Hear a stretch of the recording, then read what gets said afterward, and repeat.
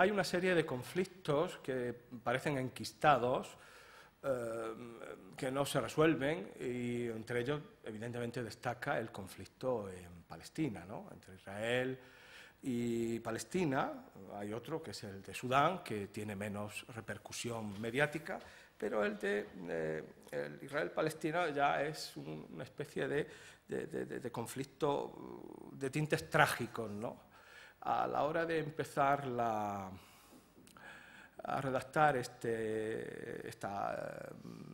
charla, pues me acordaba de la profecía que le hacía Yahvé a Rebeca cuando sentía el malestar entre los dos niños que llevaba en su vientre, ¿no? Entonces, en Génesis 25, pues le dicen: dos pueblos tienes en tu vientre, dos naciones que al nacer de tus entrañas se dividirán, la una oprimirá a la otra, el mayor servirá al pequeño. Bueno, en esa profecía que adelanta pues, la historia de Israel, Jacob, Israel y Esaú, Edom, y que después va a ser realmente, va a evolucionar, y Israel y Edom va a ser también la lucha o el conflicto entre judaísmo y cristianismo, ¿no? Edom, los edomitas, es el nombre que se le da en la tradición judía al cristianismo.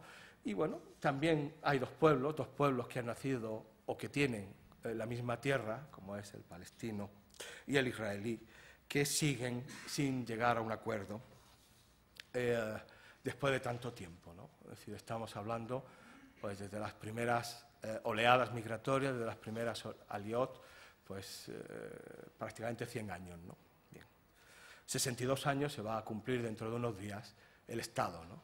Es que esos son y todavía pues, el Estado de Israel no tiene asegurado la existencia y todavía no se ha llegado a una paz justa o una paz suficientemente aceptable para las partes, ¿no? Después, me sorprende también que son dos pueblos que están teniendo o han tenido las mismas experiencias históricas.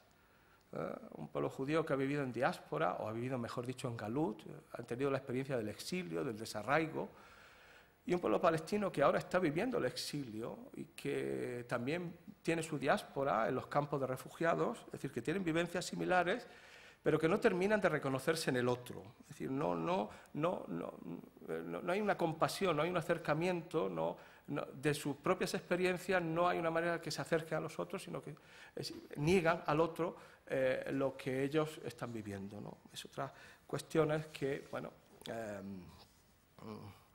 me sorprende de este conflicto, ¿no? Bien, voy a desarrollar en tres apartados, y he preparado una muy simple presentación portátil en PowerPoint. No se apuren, que no va a haber mucho texto, no va a haber nada de texto, algunas imágenes para acompañar lo que yo aquí digo y nada más, ¿no? Bien, el primer cuestión la he titulado Alt Neuland, luces y sombras del proyecto sionista.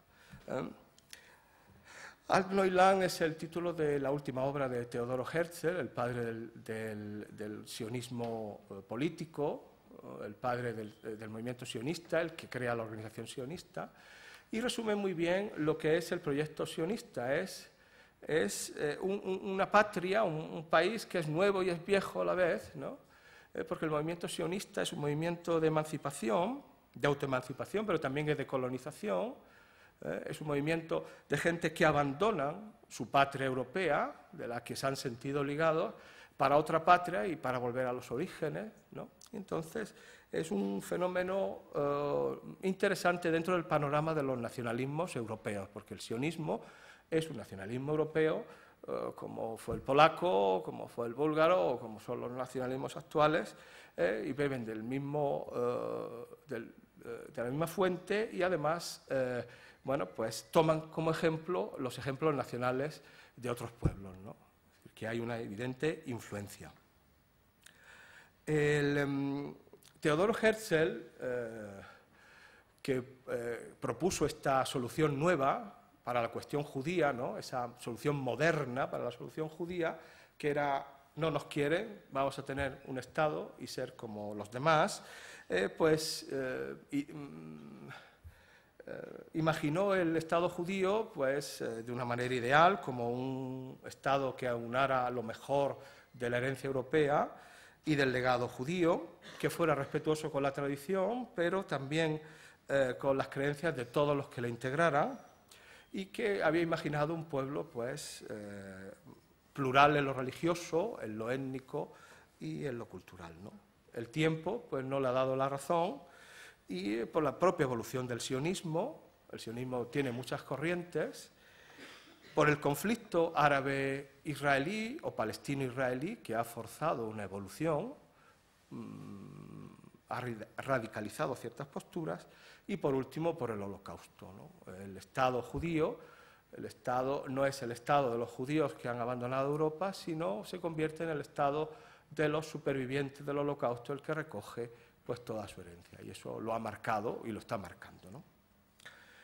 El Estado judío, Israel como Estado judío, tiene dos capitales que simbolizan lo nuevo y lo viejo, la tradición y la modernidad, Oriente y Occidente en su propio seno, que son Tel Aviv y Jerusalén, ¿no? Tel Aviv fue la ciudad donde era posible empezar desde cero. Empezar desde cero, es la colina de la primavera, que es lo que significa Tel Aviv en hebreo, donde levantar una sociedad más justa, más igualitaria, mejor, donde ser mejores, donde cambiar y dejar de ser los mezquinos judíos del gueto, ¿no? Y eso se aparece en la misma arquitectura, ¿no? Es decir, el Tel Aviv, que ahora va a cumplir o ha cumplido 100 años, pues a partir de los años 30 se desarrolla enormemente con la llegada de los judíos alemanes, que van saliendo de Alemania por la presión nazi, las leyes de Nuremberg, los acuerdos que hacen los nazis con los sionistas, pues se van a poner a trabajar una serie de arquitectos formados en la Bauhaus. Y entonces pues hay un centro de Tel Aviv, lo que se conoce como la Ciudad Blanca, que ha sido declarada Patrimonio de la Humanidad porque es la mayor concentración de edificios racionalistas europeos fuera de Europa, ¿no? Y entonces este es Dizengoff, la plaza Dizengoff de Tel Aviv, esta arquitectura muy simple para el hombre, con dimensiones pequeñas, de 2 pisos, con materiales muy sencillos. Esta es la idea, una arquitectura pues muy espartana, ¿no? Y que da idea de ese sueño de una sociedad más justa, ¿no? Gershon Scholem, el conocido Gershon Scholem, en sus memorias, von Berlin nach Jerusalem, pues habla de cómo era la vida de estos gentes que estaban montando esta sociedad, que bueno, pues la gente dejaba las puertas abiertas, dejaba sus casas a aquellos que venían de nuevo. Es decir, ese ideal de pureza y de una sociedad más justa, ¿no? Pero también esta Ciudad Blanca tiene su lado oscuro, ¿no? Aunque sea blanca, ¿no? También ejemplifica las violencias con las que a los que nos sometemos o sometemos a los demás para ser mejores. Ese deseo de romper con el pasado, partir de cero y hacernos mejores. Y cuando se quiere hacer mejor a alguien, pues alguna tropelía se comete, ¿no? Y una violencia se comete, ¿no? Es el caso, yo recuerdo, por ejemplo, lo que hizo Eliezer Ben Yehuda con su hijo Ben Zion Ben Yehuda. Eliezer Ben Yehuda, que es el padre de la lengua hebrea, quiso que su hijo fuera el primer niño en Eretz Israel que hablara hebreo, que tuviera hebreo como la lengua materna. ¿Y qué tuvo que hacer para ello? Pues tuvo que privarle a su hijo de la lengua materna, de la lengua de su madre. Su madre le cantaba las canciones en yiddish. Y entonces, cuando Eliezer Ben Yehuda se enteró de que la madre acunaba y le cantaba al niño las canciones en yiddish, hizo que la madre se callara. Prohibió a la madre que hablara al niño para que el niño solo hablara o tuviera el hebreo como lengua materna, ¿no? Es decir, que hay algunos aspectos negativos de esta sociedad. Recuerdo, por ejemplo, que en Israel prohibieron actuar a los Beatles. se considera que ese mensaje no era acorde a esos ideales de la vida del kibutz, de esta sociedad mejor, y solo pues, hasta hace poco, con ocasión del centenario de Tel Aviv, se permitió que Paul McCartney diera un recital en el Parque Ayarcón de Tel Aviv, ¿no? Es decir, tiene ese aspecto negativo, y otro que es una típica construcción o urbanización de tipo colonial, que es una ciudad extraña con la ciudad árabe, con la ciudad palestina de la que nace. Nace junto a Yafo y termina engulléndola, siendo como es una construcción extraña, ¿no? Es decir, esta imagen del Parque Ayarcón con los camellos en dirección este es el parque que está a la orilla del mar, pues estos camellos van en dirección a Yafo, pero es ciertamente nos muestra, bueno, pues esta típica propuesta que no contempla o que no entra en diálogo con el entorno o con el pasado, con la realidad del país donde se construye, ¿no? Es decir, que hay una tensión entre Tel Aviv y Yafo que finalmente termina en el que termina venciendo Tel Aviv en contra de Yafo, que se convierte en un barrio residual de la ciudad, ¿no? Hay también aquí, se podría decir, la imagen que tiene de los árabes palestinos, que ellos creen que aceptarán sin problemas el progreso que les ofrece estos nuevos emigrantes, que traerán pues, mejoras culturales, mejoras económicas, progreso, etcétera, etcétera.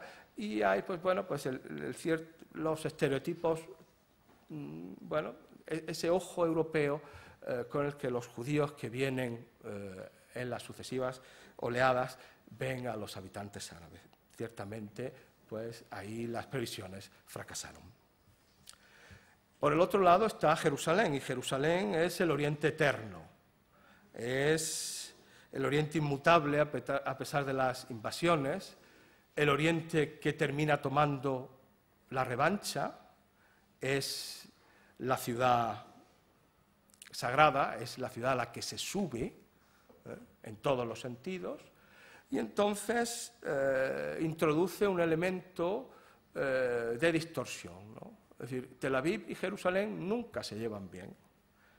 Tel Aviv es una concepción, Jerusalén es otra, y esa tensión que hay entre Jerusalén y Tel Aviv caracteriza la evolución del Estado judío. Jerusalén es una concentración extraordinaria de espiritualidad, es algo que es un punto único en el planeta, y que ha creado, o debe haber creado, un campo de fuerza extraordinariamente poderoso. De tal manera que es de los pocos lugares que tienen el raro privilegio de producir un síndrome. ¿No? Existe el síndrome de Jerusalén, en el que pues, un turista que parece normalmente cuerdo o tranquilo, de pronto pues, se cree que es el profeta Isaías o, no sé, cualquier personaje de la Biblia, del Antiguo o del Nuevo Testamento, ¿no? Es decir, está estudiado, no es muy frecuente, pero los doctores de Kfar Shaul calculan que entre 2 turistas al mes caen en ese síndrome de Jerusalén, se visten de blanco y, bueno, y aparecen por ahí por sus muros, ¿no? El último del que tengo yo noticias, que ha caído en el síndrome de Jerusalén, ha sido ni más ni menos que Homer Simpson. Homer Simpson, en uno de los episodios, el último de los episodios de la temporada, se ha proyectado el 28 de marzo en Estados Unidos, pues ha ido a Jerusalén porque Flanders quería reconvertirlo, y claro, pues ha caído y se ha convertido en un profeta, ¿no? Y claro, ha creado, pues, ha tenido la virtud de disgustar y de enervar a judíos, cristianos y musulmanes con una nueva religión que predica la paz y predica también el consumo de pollo, que es un alimento que todo el mundo come independientemente de la religión que tenga. Es algo que no crea problemas, ¿no? Esa alabanza del pollo, pues yo creo, de las grandes descubrimientos de este Mesías de Springfield, ¿no? Bien, Una ciudad santa, por tanto, una ciudad que no es el mejor lugar para el humor, evidentemente. Los profetas de Israel tienen muchas virtudes, pero no se ríen, ¿no? Los profetas no se ríen. Y entonces no creo tampoco que se pueda calificar como ciudad de paz. No ha dado muestra de ser ciudad de paz. Yo tengo aquí un chiste del Roto sobre Tierra Santa es aquella en la que poco que escarbe mana sangre. Es decir, esta es una tierra demasiado santa, demasiado sagrada. Si no hubiera tanta santidad, tantas fuerzas ahí, probablemente el conflicto se hubiera resuelto hace mucho, ¿no? Es una ciudad, por tanto, en la que Amos Oz, que lo ha recorrido desde niño, pues ha hecho un verdadero máster en fanatismo, como él reconoce en sus obras, ¿no? Desde chico, desde Sonji y sus memorias en una historia de amor y oscuridad, toda esa idea del fundamentalismo, ¿no? Bien, es decir, que tenemos, por tanto, dentro del mismo Estado judío, esa tensión entre tradición y modernidad, entre Oriente y Occidente, en su propio seno está activa un ultranacionalismo que no se mezcla, por mucho que sea ultranacionalistas, pues el Likud, Avigdor Lieberman, y por otro lado un fundamentalismo judío ultraortodoxo, antisionista o simplemente no sionista, que colabora deslealmente con el Estado. Es decir, son partidos religiosos que entran en las coaliciones, pero que les interesa muy poco el futuro del Estado judío, y que pues, serían de los primeros que se alegrarían si el Estado judío desapareciera. Me estoy refiriendo a los sefardíes de Shas, a los lituanos, a los haredim lituanos y hasídicos de Agudat Israel y de Gelat Torah. Es decir, que han organizado una especie de Estado paralelo con sus propias organización sanitaria, sus escuelas, sus propias líneas de autobús. Es decir, que hay autobuses ya kosher, absolutamente kosher, donde pues, un haredim pues, sabe que la mujer siempre va a ir detrás, no se va a poner vestimentas inadecuadas y no va a haber música contraria a la halajá, ¿no? Bien, ese será el primer punto que brevemente quería aquí hablarle. El segundo, más propiamente, sobre el conflicto israelo-palestino, palestino-israelí, ¿no? La frase Oriente está lleno de bichos es una frase que fue el eslogan de la abuela de Amos Oz durante los 25 años que vivió en Jerusalén, ¿no? La abuela de Amos Oz se cambió el apellido, se lo hebraizó cuando estuvo en el kibutz, porque su apellido original es Klausner, Amos Klausner, que es de una familia de origen lituano, ¿no? Nos habla en una historia de amor y oscuridad de los orígenes de su familia, los Zinskin y los Klausner, cómo se van entremezclando hasta llegar a Odessa, de donde vivían sus abuelos. De Odessa fueron de nuevo a Vilna y después fueron de mala gana a Eretz Israel, y su tío se quedó allí en Vilna, donde murió en el Holocausto. Bien, pues su abuela Shlomit, que había dirigido, había presidido un salón literario hebreo en Odessa. Odessa es una ciudad muy interesante para el sionismo y también para la cultura hebrea o judía. Pues en Jerusalén nunca se encontró a gusto, ¿no? Y decía aquello, ¿no? Está todo lleno de microbios, de bichos, está todo lleno, ¿no? Todo está lleno de bichos asiáticos, de asquerosos insectos con alas llegados de los pueblos árabes y hasta de África, y quién sabe qué enfermedades nos traerán infecciones y pústulas. De tal manera que el pobre abuelo Alexander tenía desde las 6 de la mañana toda una rutina de limpieza absoluta de la casa todos los días para que desaparecieran.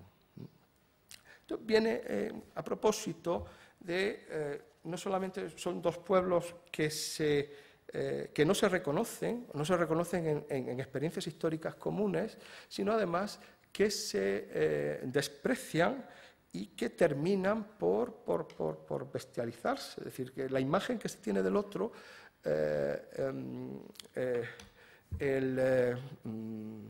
invita a la violencia, ¿no? Es otra de las características que me sorprende, esta halconización y radicalización. Estoy hablando desde la parte israelí, que es la que yo más conozco. No quiere decir que toda la responsabilidad sea de Israel.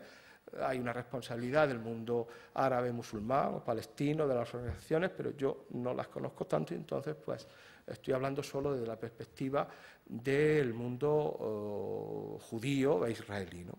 Pero me sorprende esa halconización y radicalización de la sociedad israelí, ¿no? De tal manera que los primeros ministros todos son antiguos generales. Y si no son antiguos generales, son, bueno, pues el caso de Ehud Olmert fue porque Sharon le dio el ataque cerebral y se quedó en estado vegetativo, ¿no? Pero todos tienen un pasado militar importante, ¿no? Es decir, la única manera que se tiene de conseguir la paz con el oponente es venciéndolo por la fuerza. La fuerza es la única manera que se tiene de convencer al otro.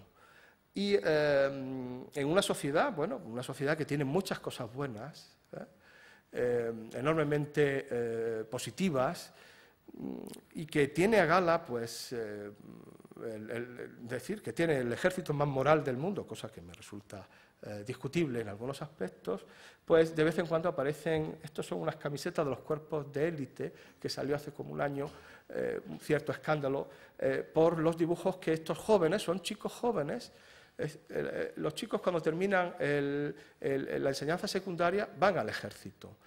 Y en el ejército pues, se están preparando desde la secundaria para ir a las fuerzas de élite.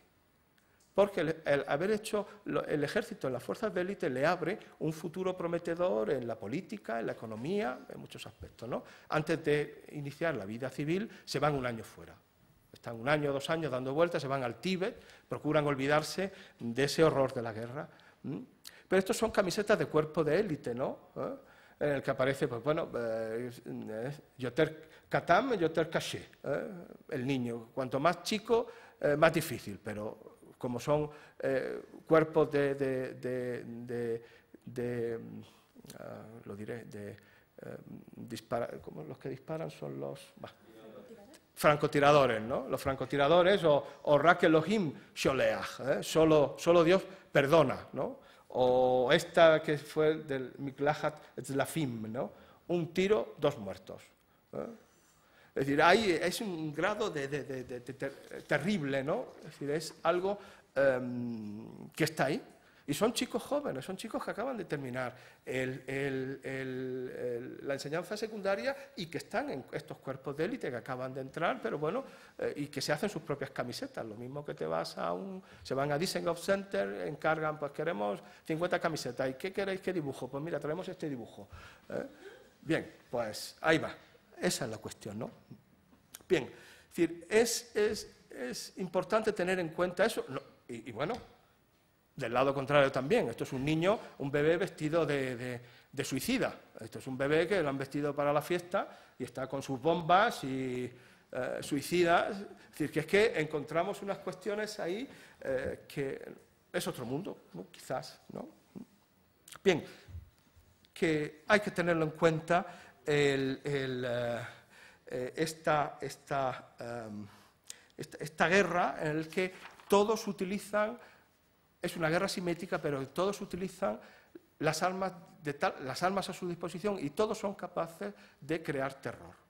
Es decir, que efectivamente son asimétricas en la fuerza, son asimétricas en los medios, pero ambas partes pueden hacer, y de hecho hacen, mucho daño.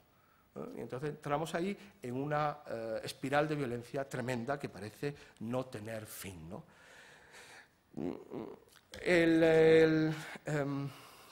Hace unos días publicaba en El País Jorge Semprún un artículo sobre su vuelta a Buchenwald. Se cumplía el 65 aniversario de la liberación de Buchenwald, y él va porque dice que va a ser su última visita. Está ya enfermo de los huesos y, aunque está cabreado, dice, estoy furioso por la idea de abandonar este mundo, la belleza de este mundo o la tristeza de este mundo, iré, porque va a ser la última vez, ¿no? Y habla, pues efectivamente, de lo que supone Buchenwald como lugar donde se construye la nueva Europa, de la construcción europea, de la identidad ética europea, que nos habla, pues, de respeto a la dignidad humana, libertad, democracia, igualdad, tolerancia, el Estado de Derecho, pluralismo, no discriminación de varones y mujeres. Bien, todo lo que la actual Europa, pues, pretende ser exportadora se presenta como exportadora de libertades y de prosperidad, ¿no? Él habla, por ejemplo, de que la última memoria de Buchenwald o de los campos eran estos niños. Este es un niño, Stefan Zweig, que recorre el campo de Buchenwald, es decir, que entre los últimos que estuvieron ahí fueron niños que venían de Auschwitz, entre ellos estaba Elie Wiesel, estaba Heinrich Kertész, que van a ser los que van a llegar, pues eso, hasta, él calcula, van a mantener viva esa memoria herida de muerte hasta, pues, 2015, hasta la próxima celebración, decía él, ¿no? Pero nos creemos muy buenos, nos creemos exportadores de derechos, de principios, de esta nueva Europa que ha nacido a partir de Auschwitz y de la experiencia esta del Holocausto y del sufrimiento de la memoria judía. Pero seguimos exportando armas de destrucción masiva. Quiere decir que sigue habiendo antisemitismo no resuelto en Europa, siguen habiendo conflictos nacionales muy exacerbados, patriotismos y nacionalismos que están ahí, reacciones frente a los avances del Islam que, bueno, que muestran el miedo de Europa hacia una sociedad multicultural y el intento de redefinir las identidades europeas, como ha propuesto Sarkozy, o la identidad republicana, ¿no? Es decir, que nos creemos exportadores de derechos y principios y seguimos exportando los malos productos del pasado, o por lo menos tenemos más suerte, parece ser, exportando malos productos o productos malos que los buenos, ¿no? Lo peor de Made in Europe pues está recibiendo o tiene su caldo de cultivo en Oriente, ¿no? Me recuerdo un poco, creo que hubo un programa de televisión, tengo una pregunta para usted, que le hicieron al presidente Zapatero, creo que hubo un chico que le preguntó, ¿ha calculado usted el número de palestinos que han muerto en Gaza por las armas que usted estaba dando a Israel? Bien, y se quedó que no sabía contestar. Es algo así, es decir, no es que estemos vendiendo armas, pero las partes en conflicto no están tomando el ejemplo que, pues, de estos valores de la construcción europea, sino, por ejemplo, pues, el antisemitismo está encontrando en los países árabo-musulmanes un caldo de cultivo. Es decir, que las obras del antisemitismo se están publicando ahí, los protocolos de los sabios de Sion, se están realizando los congresos revisionistas, el último ha tenido lugar en Teherán. Es decir, que es curioso que para, por un lado, luchar contra el neocolonialismo europeo y después israelí, pues hayan tomado esas armas, ¿no? Es el único que se opone, pues es pues se opuso a Edward Said, dice, no son armas para luchar, son malas armas para defender nuestra causa. No podemos, por muy justa que sea la causa palestina o la causa árabe, no podemos utilizar ese material radiactivo, como es el antisemitismo, el negacionismo del Holocausto, porque además le estamos dando razón a Israel para que tenga miedo, para que vea que la lucha que tiene es una lucha existencial y que el Holocausto se puede repetir. Lo que ha pasado o lo que está pasando, si están al día de lo que sucede, con el conflicto, la tensión que actualmente se vive con el rearme o el posible rearme nuclear de Irán y, bueno, pues las declaraciones que hace el presidente Ahmadinejad constantemente, ¿no? Es decir, ahora mismo la mayor preocupación que tiene Israel es Irán. Y es un foco de tensión que parece que está haciendo la guerra inevitable, ¿no? Y por otro lado, lo que es la lucha la lucha entre judíos y palestinos o entre árabes y judíos o israelíes en Palestina no es una guerra colonial, es una guerra étnica. Es decir, es una guerra étnica como las hubo en el pasado, como los polacos limpiaron la zona alemana, los alemanes limpiaron Polonia, los húngaros hicieron esto. Es decir, esa construcción nacional típicamente europea es una guerra étnica con un criterio del nacionalismo europeo. Se procura una limpieza étnica. Este colonialismo que ejerce el Estado de Israel no es tal porque un colonialismo querría atraer a las élites árabes, querría atraer a las poblaciones. Un Estado imperial o un Estado colonial siempre ha buscado la colaboración, pero el Estado de Israel no busca la colaboración de ningún sector de la población palestina, a no ser que sea el soplón o el colaboracionista, ¿no? Es decir, el Estado de Israel tiene una política no de genocidio, porque son palabras mayores, y no se puede hablar de genocidio, se ha hablado de palabras muy gruesas a veces en manifestaciones anti-israelíes, efectivamente, de una limpieza étnica no activa, al menos pasiva, de hacer que las cosas se pongan tan feas que la gente diga, nos vamos. También ha sucedido en el otro lado, es decir, que la construcción nacional judía, más la construcción nacional de los estados árabes, ha llevado también a cierta limpieza étnica de judíos. Es decir, los judíos sirios, iraquíes, del Líbano, del Yemen, de Egipto, de otros países árabes, han ido también abandonando muchos de manera traumática en un proceso de reubicación de las poblaciones. Eso lo ha estudiado, bueno, en el caso de la guerra étnica en Palestina, Ilan Pappé, un célebre historiador israelí, muy conocido, de estos nuevos historiadores. Ha habido una generación de historiadores israelíes que han revisado el pasado heroico de la construcción del Estado y han visto, pues, que detrás de ese mapa de derechos, de esa imagen europea, de esa declaración de principios, de esos discursos de Ben Gurión, pues había un lado oscuro. Ben Gurión se reunía con un grupo de gente en la Casa Roja, que era blanca, como todas las que son en Tel Aviv, pero se llamaba la Casa Roja porque era donde se reunían partidos de izquierda, y en esa Casa Roja, que era blanca, se decidía la política de limpieza étnica en la construcción del Estado. Es decir, que hay detrás de todo de esa imagen heroica de los pioneros, de esa epopeya de la construcción del Estado, de esa alegría por la construcción del Estado, ese lado negativo, ese lado oscuro, ¿no? Como otro de gente que se van matando. Este es el conflicto, ¿no? Venganza, ataque, ese es el uso de la fuerza. Contemos lo que me he hecho yo y las que me han hecho mis enemigos, ¿no? Bien. No solamente se toma de Europa, sino que Oriente Próximo, Israel, es también laboratorio y también exporta ideas, ¿no? Durante la administración Bush se tomaron como modelos de comportamiento y de política y de estrategia los criterios que tenía este halconismo israelí.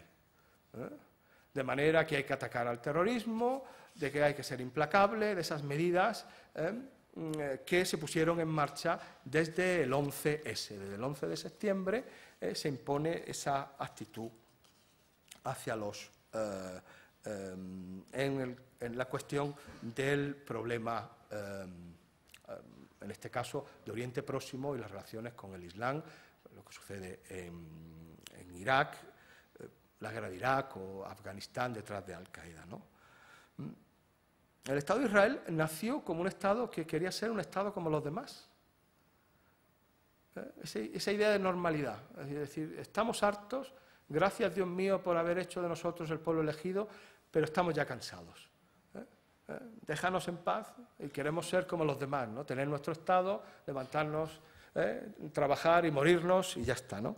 Pero no es así. El Estado de Israel no es un Estado como los demás, probablemente porque los judíos no es un pueblo como los demás, no termina de de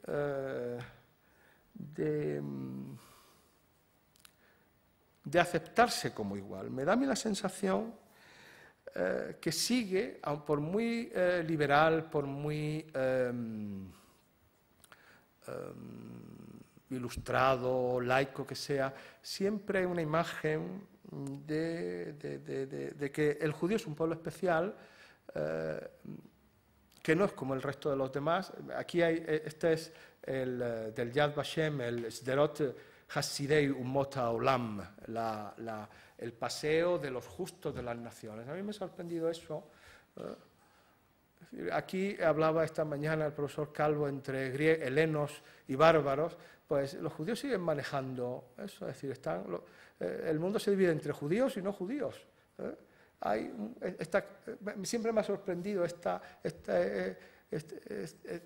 trato preferencial, ¿no? Ahora que se ha celebrado el Yom HaShoah, el Día del Holocausto, en Israel, el 11, el domingo pasado, es decir, miembros de la Knesset, supervivientes, Hasidei, Umot HaOlam, justos de las naciones. Es decir, ese sentimiento de gentes que sobresalen del mundo general, de gente no judía, porque han defendido la vida judía, ¿no?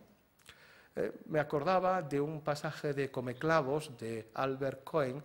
Es una pequeña novela que trata de la familia Solal, siempre habla de los Solal, como en Bella del Señor y todo eso, pero habla son una gente estrafalaria que vive en Cefalonia, ¿no?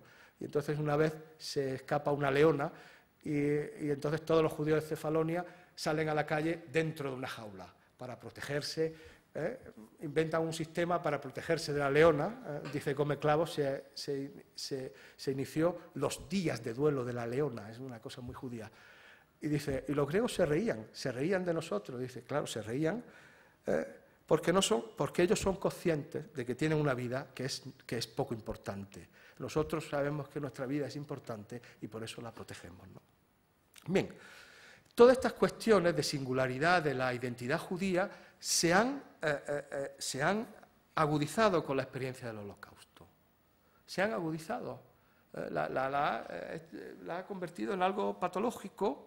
De hecho, y ha terminado siendo un pueblo, un Estado solitario. Un pueblo solitario ha creado un Estado que está solo, que desconfían de todo, incluso de los aliados, que no delegan en nadie su autodefensa, que mantienen una relación ambigua y tirante con los organismos internacionales y que exigen un trato de excepción en virtud de unos 2000 años de sufrimiento, ¿no? Es decir, que hay, y que además, cuando luchan por su supervivencia, porque toda manifestación es una manifestación de odio que procura, en última instancia, destruir al Estado judío y, en última instancia, destruir al pueblo, destruyendo el Estado refugio, ¿no? De ahí que esté abierto cualquier posibilidad de acción, ¿no? Es decir, que la guerra sucia está permitida. Hemos visto, por ejemplo, el comando del Mossad, que mató a un dirigente de Hamas con pasaportes de la Unión Europea en Dubái. Es decir, ese sistema de que estamos solos, no podemos fiarnos de nadie. Decía Henry Kissinger, dice, os voy a definir cómo son las relaciones con... si estás de acuerdo con ellos en un 95%, dices que eres un peligroso antisemita. Exigen un 100% de aceptación, ¿no? Y durante el tiempo que Kissinger fue secretario de Estado, pues fue un momento de más tensas relaciones entre Israel y Estados Unidos por la apertura al mundo árabe y por una política de conciliación que no les gustaban, ¿no? De hecho, pues, bueno, esto era otro chiste del roto que tenía, zona cero, fábrica del miedo, es decir, que a partir del 11S pues hay una manera de concebir la guerra de una manera apocalíptica, una guerra inevitable, una guerra total, una guerra sin cuartel, y ha habido pues realmente personajes. Este es Natan Sharansky, que es un líder ruso, israelí, antiguo disidente de la Unión Soviética, tiene muchos elementos cuyo libro pues, ha sido el libro de cabecera de Bush, ¿no? Es decir, que la política de guerras preventivas, ataques contra infraestructuras y bases terroristas, y esa doctrina Likud de exigir democracia antes que nada aparece pues, en este libro de Nathan Sharansky y de muchos otros que forman ese think tank pro-israelí que se instaló en Washington en tiempos de la administración Bush, y que pues, en España, por ejemplo, ha editado la Fundación FAES. La FAES, el libro de Sharansky está disponible, pero lo ha editado FAES porque bueno, está en la sintonía este halconismo, ¿no? Termino ya porque no he podido evitarlo. Tenía que hablar que los extremistas se tocan, pero me salió el título de una comedia de Muñoz Seca. Debo tener una especie de trauma infantil. A lo mejor vi la película de Alfonso Paso que salía el Jaime de Mora y Aragón. Es una cosa, algo tuvo que ser que no he tenido más remedio que poner ese título. Lo que quiero decir es que los extremistas se tocan, ¿no? Un extremismo que hay una internacional extremista. No solamente esta organización de Al-Qaeda, que es una organización extraordinariamente ágil, porque no tiene una organización centralizada. Yo que ahora estaba leyendo una autobiografía de Hitler, pues decía que yo no podía imaginarme que el Estado nazi fuera un Estado absolutamente descentralizado y organizado de una manera caótica, no había orden, ¿no? Pero todo el mundo quería trabajar en la dirección del Führer. Es decir, todo el mundo sabía un poco, se imaginaba lo que quería el Führer y todo el mundo trabajaba de manera independiente. Y algo sucede ahí en Al-Qaeda. Al-Qaeda son elementos autónomos, independientes, en el Magreb, en lo que sea, pero que trabajan en la dirección de ese líder, que directamente no los dirige, pero ellos saben muy bien lo que tienen que hacer, ¿no? Está ahí. Pero también hay una comunidad de intereses. Judíos e hindúes tienen un enemigo común, los musulmanes. Hay contacto entre fundamentalistas judíos e hindúes. Los fundamentalistas cristianos estadounidenses, que son el lobby más importante que hay en Estados Unidos, apoyan abiertamente a la política de Israel. Netanyahu pues, ha hablado delante de Christian United for Israel en la última reunión, es decir, que hay una internacional fundamentalista. Después, estos extremistas se sienten cómodos, es decir, que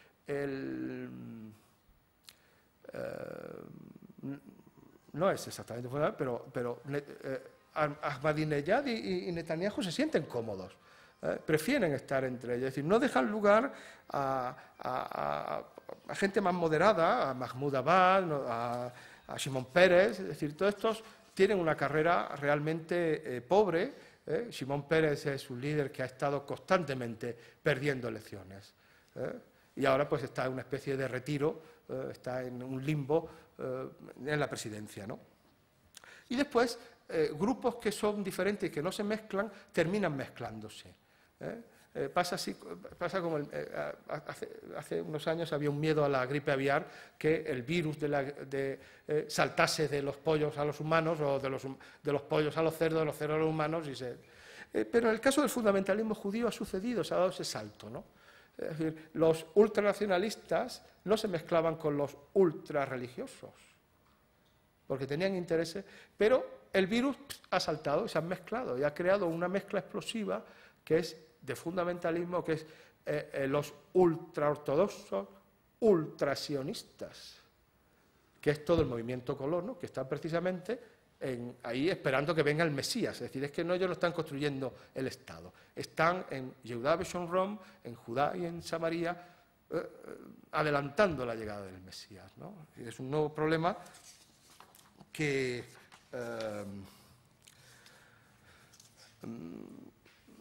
no se estaba previsto, ¿no? Es decir, que en Israel hay una tensión entre religiosos y laicos, pero esa mezcla explosiva de sionismo mesiánico es reciente.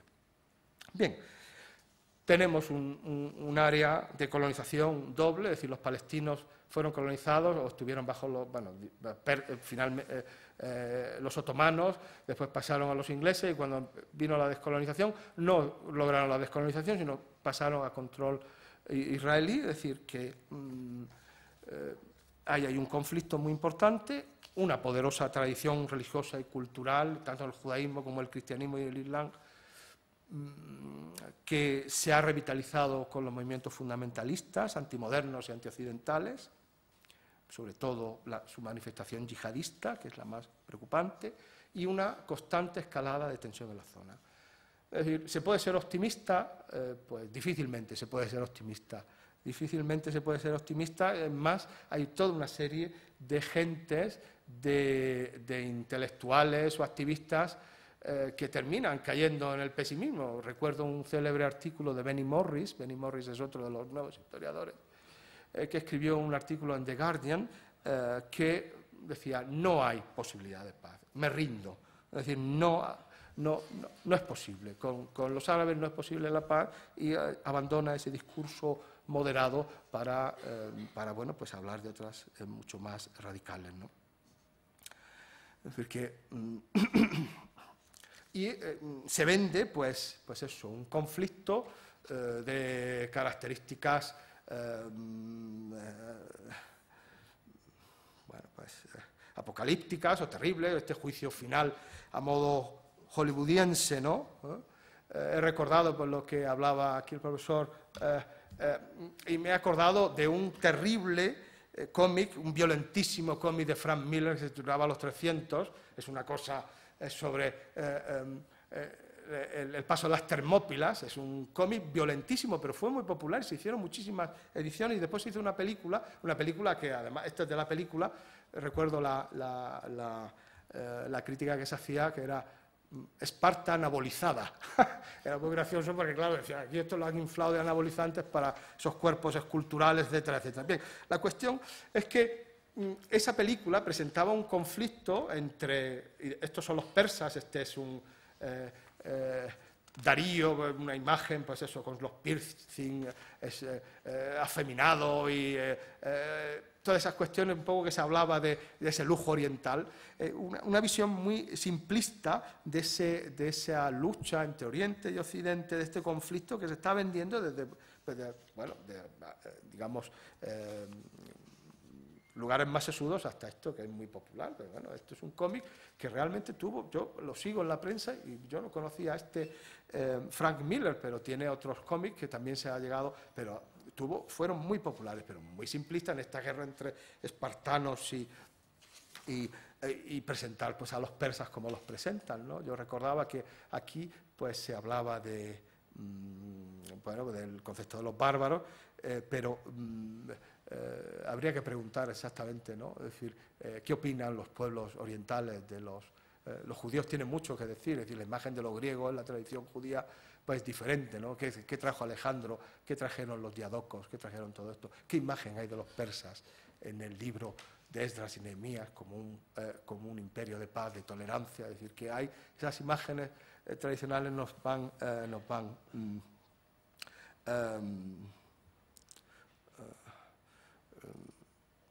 influyendo y debían ponerlos en duda, ¿no? Hay que apostar por el diálogo, evidentemente. No hay muchas razones para el optimista, pero hay que ser optimistas, o ligeramente optimistas. Se tiene que solucionar el conflicto en Palestina. Probablemente la única solución sea la intervención internacional. Hablaba Emilio Menéndez del Valle de la opción de la intervención internacional. Y que hay que apostar por un diálogo entre Occidente y el Islam. Y en eso, pues, el discurso de Obama en el Cairo, en junio pasado, pues es, bueno, pues es una buena pieza de reflexión, ¿no? O sea, ese acercamiento que no es el discurso Likud de la administración Bush. Y bueno, pues el que el conflicto se logre solucionar en Palestina, una solución que debe ser una solución dos estados, una solución a la europea, no una solución a la sudafricana, es decir, que empiecen a aprender a ser primero buenos vecinos y ya se verá si después hay una integración, ¿no? Pero eso tendrá unos efectos beneficiosos, hará que se prive de voz a las tendencias más radicales y fundamentalistas de uno y otro bando, y abrirá también la posibilidad de que Israel madure de manera independiente, cosa que no ha podido hacer hasta el momento, ¿no? Obama recordaba en su discurso, pues, el mito de Al-Ándalus y de Córdoba. Además se equivocaba, pero la Córdoba en tiempo de la Inquisición no se armaba un pequeño...